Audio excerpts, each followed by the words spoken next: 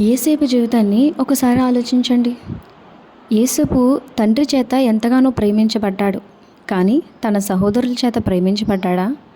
లేదు కదా. యేసేపు ఎంత మంచిగా ఉన్నా కూడా తన సహోదరులు తనని చంపాలని తను ఎంతగా ఆశీర్వదింపబడితే అంతగా వీళ్ళు దుఃఖపడ్డారు.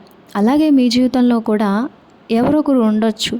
మీరు ఆశీర్వదింపబడుతూ ఉంటే బాధపడే వాళ్ళు ఉండొచ్చు.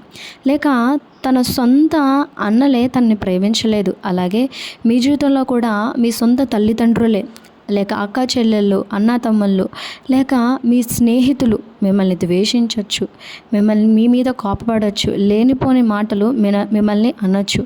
కానీ దేవుని వాక్యాన్ని జ్ఞాపకం చేసుకోండి. మనుషుల నమ్ముట కంటే దేవుణ్ణి ఆశ్రయించుట మేలు. గనుక మనకి నిజమైన శాంతి, నిజమైన ఆనందము, నిజమైన సంపూర్ణమైన సంతోషము కావాలి అనంటే దేవుణ్ణి మనం ఆశ్రయిస్తే దేవుడు మన జీవితంలో ఆ సంపూర్ణమైన సంతోషాన్ని, ఆనందాన్ని మనకి దయచేస్తాడు.